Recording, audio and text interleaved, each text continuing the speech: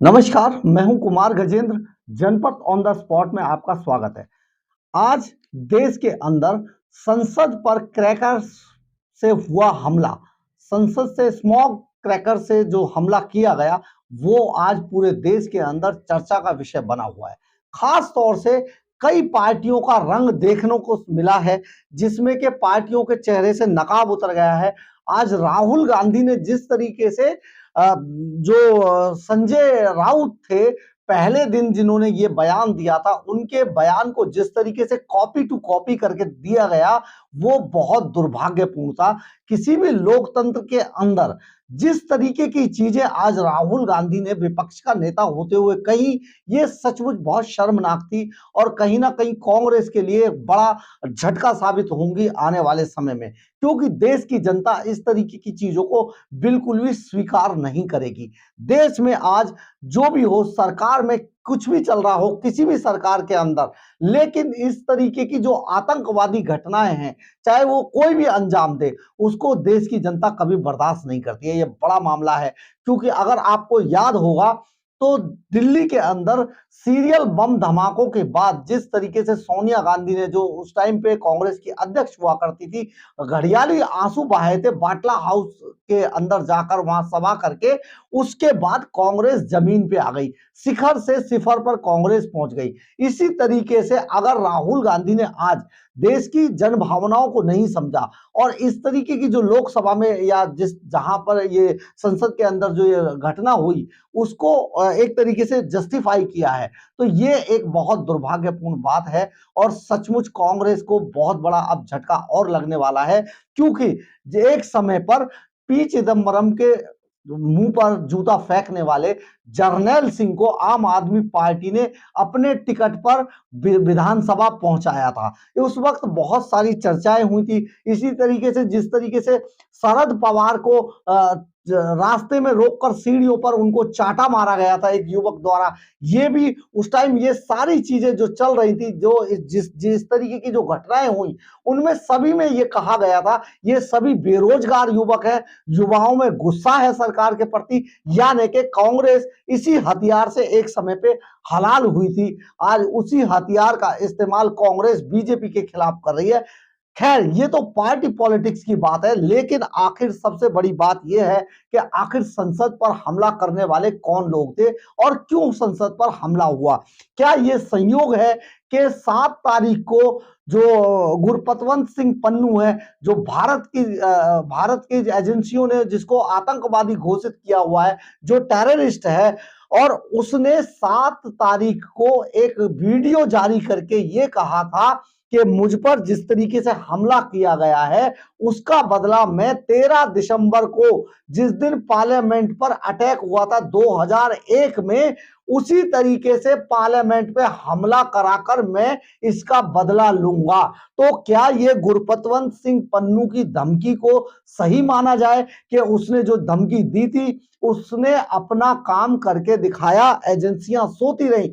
सचमुच इसमें एजेंसियों की भी बहुत बड़ा लैप्स है, बहुत बड़ी चूक है, क्योंकि अगर गुरपतवंत सिंह पन्नू ने इस तरीके का वीडियो जारी करके कहा था, जो जो पब्लिक डोमेन में है, जिसे कोई भी देख सकता है, और ये खबर है वो भी पब्लिक डोमेन में, जो खबर ये सभी अखबारों ने भी, समाचार पत्रों ने भी कैरी की थी, लेकिन इसके बावजूद भारत की जो सुरक्षा एजेंसियां थी वो कहां सोती रह गई, और उन्होंने 13 दिसंबर को जो बरसी थी संसद पर हमले की, उसमें कोई तैयारी नहीं की। लेकिन इस बार जो हमला हुआ वो बाहर से नहीं हुआ, वो हमारे अंदर से ही हमला हुआ। हालांकि अंदर से जब हमला होता है, जब अपना कोई पीठ में छुरा घोंपता है, तो उसका दर्द बहुत ज्यादा होता है, जो आज लोकतंत्र को, जो देश को हुआ है।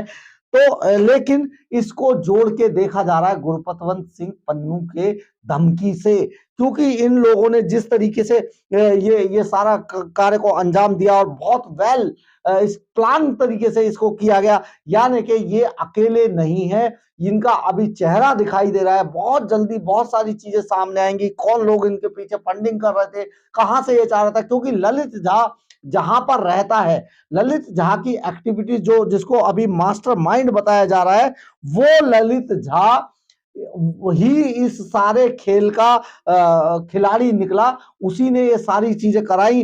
खालिस्तानी आतंकवादी जो पन्नू ने जिस तरीके से ये कहा था, मैं आपको उसकी बातें बता रहा हूं। खालिस्तानी आतंकवादी हरदीप सिंह पन्नू ने 2 दिन पहले ही एक वीडियो जारी करके, यानी कि उस दिन की ये खबर थी कि उसने एक वीडियो जारी करके कहा था कि मेरी हत्या करने की कोशिश जो की गई थी, जो नाकाम हो गई है, और मैं 13 दिसंबर को संसद भवन पर हमला करके उसका जवाब दूंगा। दरअसल पन्नू ने 13 दिसंबर 2001 को ही संसद भवन पर आतंकी हमला हुआ था, और पन्नू ने उसकी जब बरसी आई तो उस पर हमला करने की धमकी दी थी। ये पन्नू की धमकी वाली खबर थी। तो उसके बाद भी लेकिन जिस तरीके से ये सारी चीजें चलती रहीं और इसमें किसी भी तरीके से सुरक्षा एजेंसियां सोती रह गईं, उन्होंने कुछ नहीं किया। पन्नू ने यह धमकी अमेरिकी न्याय विभाग की ओर से भारत पर लगाए गए गंभीर आरोपों के बाद दी थी। एक सप्ताह पहले ही अमेरिकी न्याय विभाग ने कहा था कि भारतीय नागरिक की जो भारत सरकार का कर्मचारी भी है, उसने न्यूयॉर्क शहर के एक निवासी की हत्या की साजिश रची थी। यानी कि पन्नू को उसने न्यूयॉर्क शहर का निवासी बताया था। अमेरिका की ओर से पन्नू का नाम नहीं लिया गया था, लेकिन इशारा पन्नू की ओर ही था, क्योंकि पन्नू अमेरिका के न्यूयॉर्क में ही रहता है, वहां का निवासी है। ये सारी चीजें जिस तरीके से अरेंज की गई, जिस तरीके से अलग अलग जगह के लोगों को एक जगह पर जोड़ा गया, और मैसूर से लेके कर्नाटक तक ये इस सारे हमले के जो तार जुड़ रहे हैं, ये सारी चीजें ये ऐसे ही नहीं है। क्योंकि इसमें आपको एक चीज और देखनी होगी कि जिस तरीके से ये जो हमलावर थे, जो अंदर घुसे और उनके कूदने का जो अंदाज था, उनके वहां तक पहुंचने का अंदाज था, और सबसे बड़ी बात यह है कि इन लोगों के पास एक प्लान बी भी था। दिल्ली पुलिस के स्पेशल सेल की जांच में यह बात सामने आई है कि एक प्लान बी भी लेकर चल रहे थे ये, जिसमें कि इन्होंने बाहर, अगर संसद भवन के अंदर ये कामयाब नहीं होते हैं और वहां से अंदर से कोई खबर नहीं आती है, तो इसके बाद इन्हें बाहर आत्मदाह करने की कोशिश करनी थी। लेकिन बाद में क्योंकि जल जाने के डर से ये डर गए थे, तो इसलिए आत्मदाह को टालना पड़ा था। लेकिन प्लान बी पर भी ये काम कर रहे थे लगातार।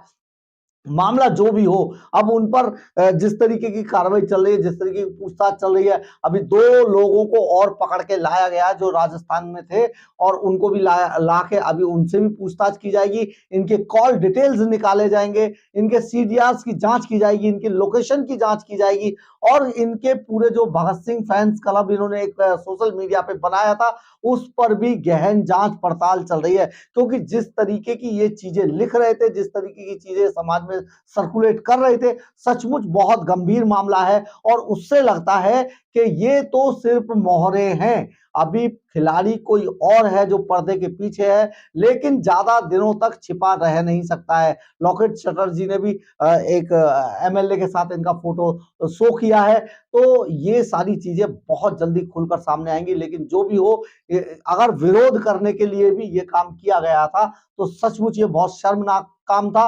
और एक लोकतंत्र के अंदर इस तरीके की घटना को किसी भी तरीके से जस्टिफाई नहीं किया जा सकता है। जिस तरीके से विपक्ष के कांग्रेस के नेता राहुल गांधी ने किया है, बहुत शर्मनाक है। क्योंकि राहुल गांधी को कुछ समय पहले ही जो प्रधानमंत्री नरेंद्र मोदी है, उन्होंने भी हार के बाद ये सलाह दी थी कि विरोध के लिए विरोध की राजनीति मत कीजिए। अगर कोई चीज बुरी है, देश के खिलाफ है, तो उसके खिलाफ भी आप बोलना सीखिए, ताकि जो जन भावनाएं वो आपके साथ आ सके। आज देश में बहुत सारे लोगों के मन में ये गुस्सा है कि राहुल गांधी ने जिस तरीके का बयान, क्योंकि संजय राउत को लोग बहुत सीरियसली लेते हैं। शिवसेना पूरी तरीके से खत्म हो चुकी है, क्योंकि बाला साहब ठाकरे की शिवसेना तो अब रही ही नहीं, क्योंकि बाला साहब ठाकरे के साथ ही वो शिवसेना की भी विदाई हो गई। लेकिन संजय राउत ने जिस तरीके से कहा था, उनको किसी ने बहुत गंभीरता से नहीं लिया था, और देश की जनता राहुल गांधी के बयान के लिए 2 दिन से इंतजार कर रही थी। और जब राहुल गांधी का बयान आया तो बहुत शर्मनाक था। वो संजय राउत के बयान को ही राहुल गांधी ने कॉपी कर दिया,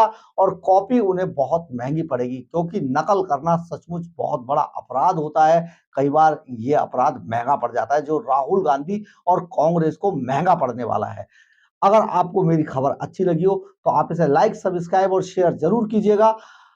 कमेंट्स बॉक्स में अपनी राय जरूर लिखिएगा, इससे हमें ऊर्जा मिलती है। जय हिंद, जय भारत।